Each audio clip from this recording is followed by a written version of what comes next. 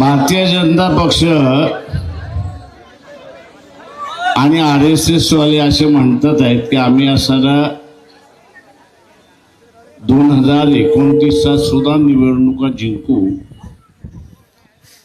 आणि 2034 जिंकू अशी असणारी परिस्थिती. मी असं म्हणेन की हे तुम्हाला फसवणारं वाक्य आहे, हे लक्षात घ्या.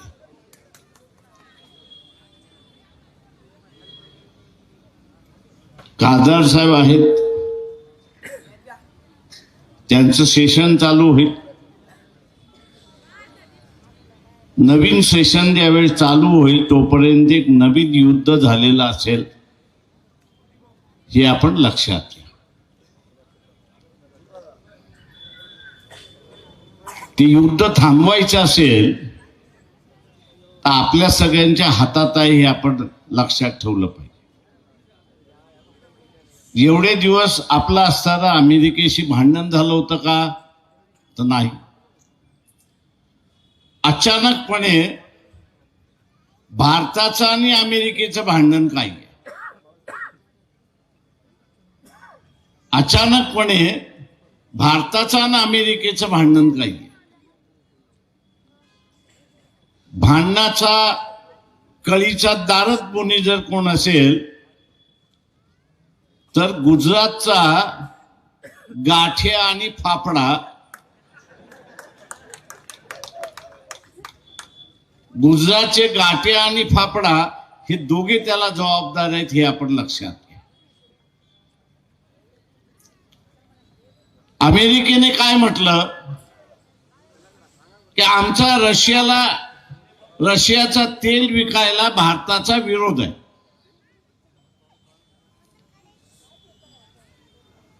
ते म्हटले विरोध का आहे? तर रशियाचं तेल भारत जरी विकत असला तर त्याच्यातून नफा होतोय,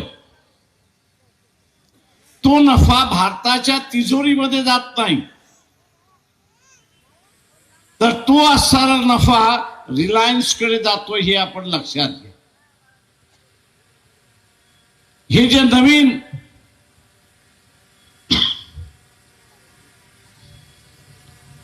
पेट्रोल पंप आपण बघितलेला आहे, नयना म्हणून आपण बघितलेला आहे, ते नयना पेट्रोल कंपन्या ज्या आहेत त्या नफा खातात. हा नफा साधा सुधा नफा नाहीये. तुम्ही गुगल वरती गेलात तर रशियाचं तेल विकल्यामुळे दर वर्षाला नफा किती होतो? तर 44,000 कोटीचा नफा होतो. किती नफा होतोय? 44,000 कोटीचा असणारा नफा होतो. अमेरिका हेच म्हणते की या नफ्याचा सामान्य माणसाला फायदा काय? सामान्य माणसाला फायदा काय? तर सामान्य माणसाला अजिबात त्याचा काहीच फायदा नाही. तो उलट दर 3 महिन्याला, दर 4 महिन्याला पेट्रोलचा भाव, डिझेलचा भाव, सिलेंडरचा भाव हा वाढत चाललाय, अशी असणारी परिस्थिती आहे. ही जी लूट आहे, ही जी लूट आहे, ही लूट गाठ्या आणि फाफड्याला सांगण्यात आलं एका इंडस्ट्रियलिस्टच्या घशामध्ये जाऊ देऊ. मित्रो, प्रधानमंत्री हा देशाचा जरी असला तरी त्याचा आत्मा हा गुजरातमध्येच अडकलेला, हे आपण लक्षात घ्या. त्याचं शरीर हे देशभर फिरत जरी असलं, त्याचं शरीर देशभर जरी फिरत असलं, ते फिरतंय एवढ्याच साठी की गुजरातला काय घेऊन जाता येईल का, अशी असणारी परिस्थिती आहे. आणि म्हणून याला मी देशाचा पंतप्रधान म्हणत नाही, तर हा असणारा गुजरातचा पंतप्रधान आहे हे आपण असणारं लक्षात. आज अवस्था अशी आहे की सिंदूरचं युद्ध झालं,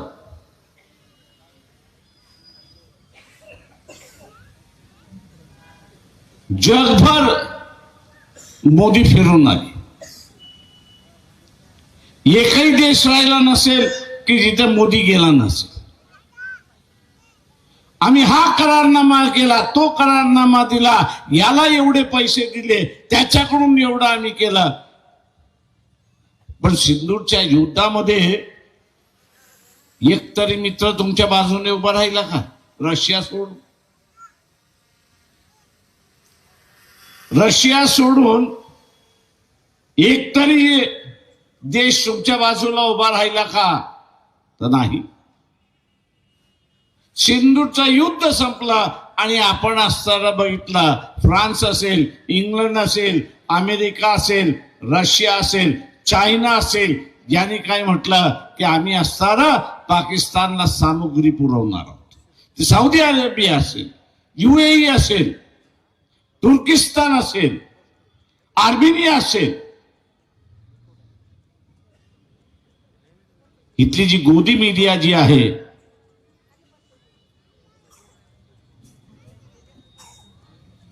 इथली जी गोदी मीडिया जी आहे, ही भयानक परिस्थिती आपल्या समोर आणत नाही की आज भारताबरोबर एकही देश राहिलेला नाही, मित्र राहिलेला नाही. आणि का मित्र राहिला नाही?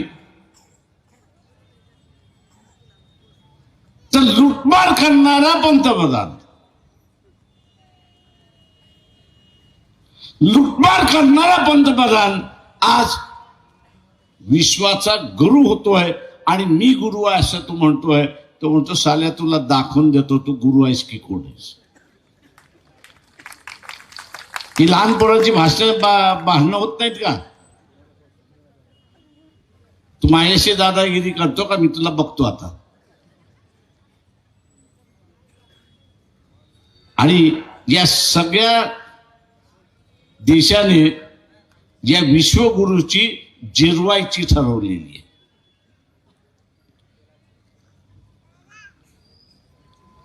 या सर्व देशाने या विश्वगुरूची जिरवायची ठरवलेली आहे. आणि जिरवायची असेल तर युद्धाशिवाय दुसरा मार्ग नाही.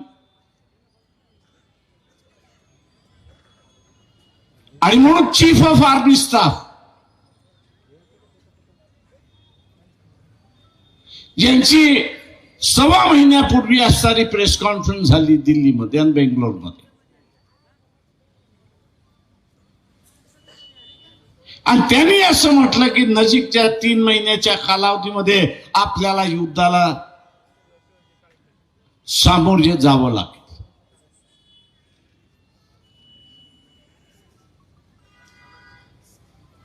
नाहक नसताना आपल्याला युद्धाला समोर जावे लागतंय. याचं कारण जगाला या विश्वगुरूची जिरवायची आहे. जगाला या विश्वगुरूची जिरवायची आहे. तुम्हाला युद्ध पाहिजे का? तुम्हाला सगळ्यांना युद्ध पाहिजे का? आता युद्ध नसेल तर त्यांनी जिरवण्यापेक्षा तुम्हीच जिरवा ना या खाकडान फाफड्यात.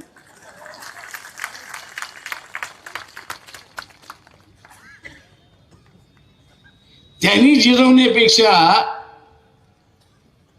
हा गाठ्या आणि फाफडा जो आहे त्याची तुम्हीच जिरवा.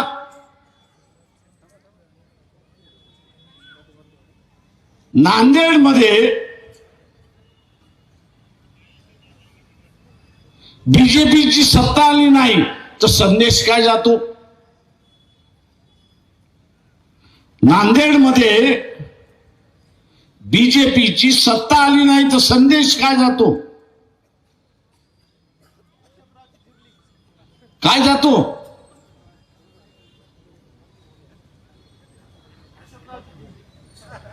अशोकराव प्यादा है बिचारा.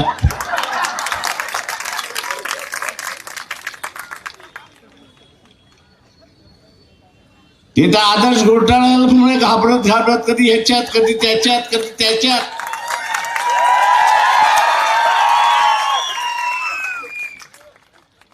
अशोक चव्हाणांना एवढं म्हटलं की नांदेडकरांचा अंत बघू नका, त्यांनी आंदोलन केलं तर म्हटलं आदर्श आपला तिहार जेलमध्ये दिसेल, दुसरं कुठे दिसणार तर.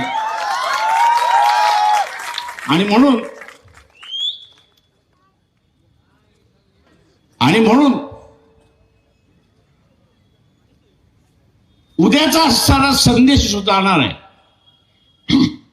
जगाला तो संदेश जाणार आहे की भारतीय जनता, भारतीय मतदार यांनी RSS भारतीय जनता पक्षाशी फारकत घ्यायला सुरुवात केलेली आहे. हा जगभर संदेश त्या ठिकाणी जाणार आहे. त्याला भारतीय जनतेशी युद्ध करायचं नाही आहे, त्याला गाठ्या आणि फाफडा जगाचा जो गुरु व्हायला बघतोय त्याची जिरवायची. तुम्ही जर जिरवली तर तो म्हणेल आपलं काम झालं, आता जिरवायची गरज नाही. आपण जर जिरवली तर तो म्हणेल यांची जिरवायची गरज नाही, आणि डोक्यावरती जे युद्ध मंडळात आहे ते असताना थांबणार आहे अशी परिस्थिती. महानगरपालिकेची निवडणूक आहे. मला माहिती आहे, अनेक जण म्हणतील गटाराचा प्रश्न आहे, याचा प्रश्न आहे, त्याचा. अरे तो तर 5वीला पुसलेलाच आहे.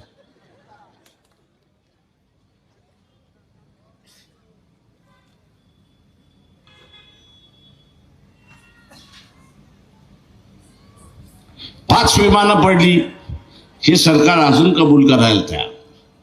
युद्धामध्ये हे नुकसान होत असतं, नवीन काहीच नाही त्याच्यामध्ये.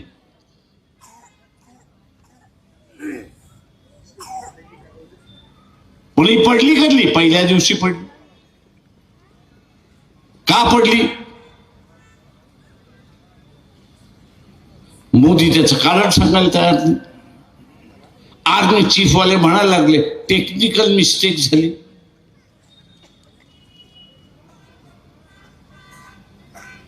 युद्ध करायचं की न करायचा हा निर्णय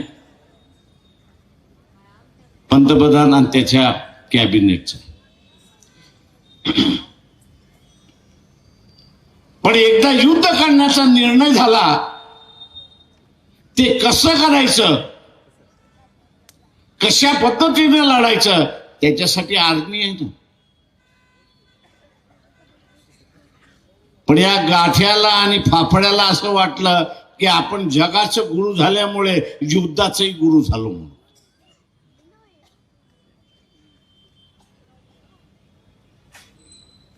पहिल्या दिवसाचं असणारं जे युद्धातलं नुकसान झालं त्याची सगळी जबाबदारी ज्या गाठ्या आणि फाफड्यावरती आहे हे आपण लक्षात घ्या. गाठ्या आणि फाफड्यावरती आहे हे आपण लक्षात घ्या. आणि तिसऱ्या दिवसापासून आर्मीने सांगितलं याला खड्ड्यात घाला आणि आपण लढलं पाहिजे अशी असणारी परिस्थिती. गेल्या 70 वर्षाच्या भारतीय इतिहासामध्ये पंतप्रधानाचं कार्यालय एक बोलतंय आणि त्याच्या विरोधात आर्मीचा कमांडर इन चीफ हा वेगळं बोलतोय. हे झालंय का? मला उदाहरण करून दाखवा. ते कधीच झालं नाही. सर्व पंतप्रधानाने आर्मी चीफचं नेहमीच ऐकत आले अशी असणारी परिस्थिती. पण पुन्हा मागच्या महिन्यामध्ये पंतप्रधान म्हणाले की चायना आमचा असणारा मित्र आहे आणि त्याच्या तिसऱ्या दिवशी चीफ ऑफ आर्मी स्टाफने प्रेस घेऊन सांगितलं की चायना आमचा शत्रू नंबर 1 आहे.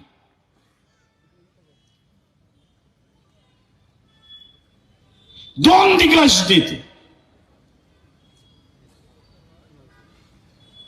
एक पंतप्रधानाच्या खुर्चीवर बसलेला आहे आणि एक आर्मी चीफ जो अख्खा देश त्या ठिकाणी सांभाळतो आजची परिस्थिती.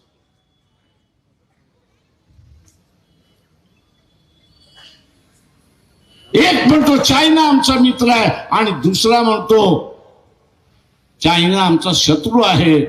माझ्यासारखा माणूस हा आर्मी चीफ वरती विश्वास ठेवतो आणि मोदी यांनी असताना चायनाकडून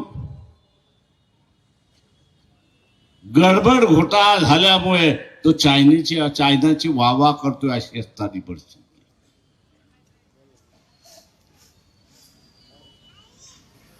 देशाला धोक्यात टाकण्याचं असणारं कामकाज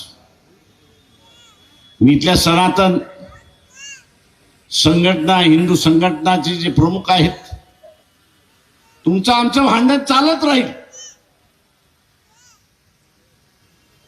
हे देशांतर्गत भांडण आहे.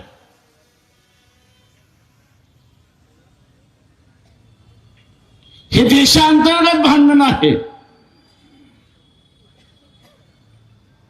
पण उद्याचे या सारे 5 राष्ट्र त्याच्यामध्ये आणखी येतील.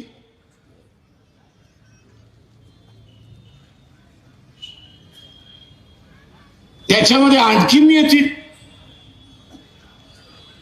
आणि खरंच त्या आर्मी चीफनी सांगितल्याप्रमाणे युद्ध झालं आणि त्यांच्याकडून सामग्री त्यांना मिळाली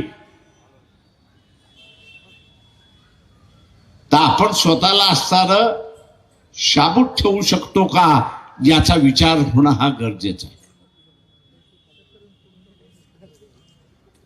आपण देशाला शाबूत ठेवतो का हा विचार करणं हा महत्वाचा आहे. आणि म्हणून इथल्या असणाऱ्या सनातन हिंदूवाद्यांना माझं आव्हान आहे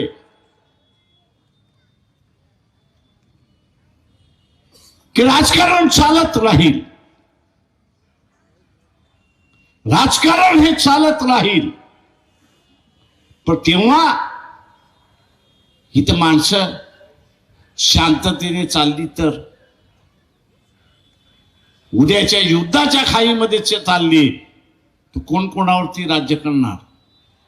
आणि म्हणून माझं आव्हान आहे आपल्या सगळ्यांना की या कॉर्पोरेशनचं निवडणूक जरी असेल तरी गाठ्या आणि फाफडा या दोघांपासून आम्ही फारकत घेतलेली आहे. हा संदेश या निवडणुकीतून गेला पाहिजे. आणि म्हणून काँग्रेसचे उमेदवार वंचितचे उमेदवार यांनाच आपण मतदान करा. पंजाला आणि गॅस सिलेंडरला आपण मतदान करा हे आवाहन करतो. आणि डोक्यावरचं असणारं युद्ध आहे हे टाळा याचं आवाहन करून आपली सगळ्यांची रजा घेतो. जय भीम, जय भारत.